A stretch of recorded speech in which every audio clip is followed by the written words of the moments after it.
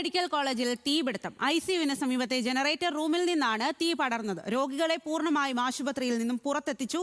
Short സർക്യൂട്ടാണ് അപകട കാരണമെന്നാണ് പ്രാഥമിക നിഗമനം. അഗ്നിരക്ഷാസേന അതിവേഗം എത്തി തീ അണച്ചതോടെ അപകടം ഒഴിവായി. ഞങ്ങളെ ഈ തീ പുക വരുന്ന കണ്ടോണ്ട് ചോദിച്ചപ്പോൾ ആരാണ്ട് പറഞ്ഞു തീ കത്തിക്കൊണ്ടിരിക്കുവാണെന്ന്. ഞങ്ങൾ എല്ലാവരും വെളിയിൽ ചാടാൻ പറഞ്ഞു. വെളിയിൽ ചാടുമ്പോൾ ഈ ICU കിടക്കുന്ന ഈ ഓപ്പറേഷൻ ചെയ്തവരെ എവിടെ കൊണ്ടുപോകും? ജനങ്ങൾ തീർന്നു കഴിയുമ്പോൾ എന്തോ അന്വേഷിക്കാനാണ്? ഈ പുതിയ ഹോസ്പിറ്റലാണ് ഇവിടെ. മുഴുവൻ തീ വ്യാപിച്ച് കിടക്കുക. ഞങ്ങളുടെ ഒരു കൊച്ചിനെ ഓപ്പറേഷൻ ചെയ്തിട്ടേക്കോ ഞങ്ങൾക്ക് ഇപ്പോൾ ഇറങ്ങി കിട്ടണം ഞങ്ങളുടെ കൊച്ചിനെ. അത് ഇതുകൊണ്ടാണ് ഇവരുടെ ഉത്തരവാദിത്തക്കുറവ് കൊണ്ടാണ് ഇത്രയൊക്കെ സംഭവിച്ചേക്കുന്നത്, അല്ല ഒന്നുമല്ല. ഇവിടെ നിന്ന് വന്ന പുക കാറ്റിൻ്റെ വ്യതിയാനം കാരണം ഹോസ്പിറ്റലിലോട്ട് കയറിയായിരുന്നു. അപ്പോൾ അത് അകത്ത് പോയി നമ്മളിപ്പം ചെക്ക് ചെയ്ത് ഓക്കെ ആക്കിയിട്ടുണ്ട്. കാരണം നിലവിൽ പുകയെല്ലാം തിരിച്ചിറങ്ങിയിട്ടുണ്ട്. വേറെ രോഗികൾക്കൊന്നും വേറെ പ്രശ്നങ്ങളൊന്നുമില്ല.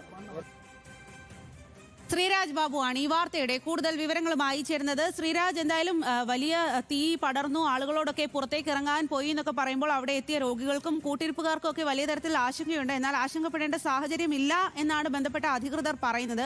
എങ്കിൽ പോലും എന്താണ് അവിടെ സംഭവിച്ചത്? ഏതെങ്കിലും തരത്തിലുള്ള അനാസ്ഥയാണോ ഇതിന് കാരണം?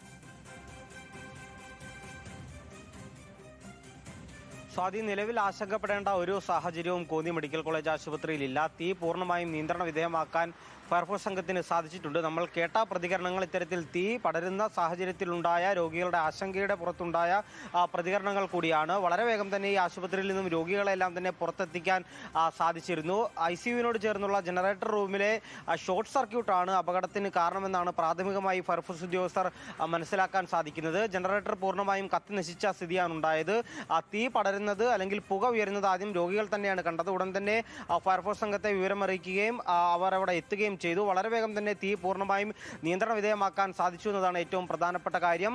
ഈ തീ പടരുന്ന സാഹചര്യത്തിൽ അല്ലെങ്കിൽ പുക ഉയരുന്ന സാഹചര്യത്തിൽ രോഗികളെ പൂർണ്ണമായും ആശുപത്രിയിൽ നിന്നും പുറത്തെത്തിച്ചിരുന്നു. തീ നിയന്ത്രണ വിധേയമാക്കിയെങ്കിൽ പോലും ആശുപത്രിക്കുള്ളിലേക്ക് ICU ഉൾപ്പെടെയുള്ള ഭാഗങ്ങളിലേക്ക് പുക പടർന്നത് ചെറിയ തരത്തിലുള്ള ആശങ്ക ഉണ്ടാക്കിയിരുന്നു. എന്നാൽ വളരെ വേഗം തന്നെ ഈ പുക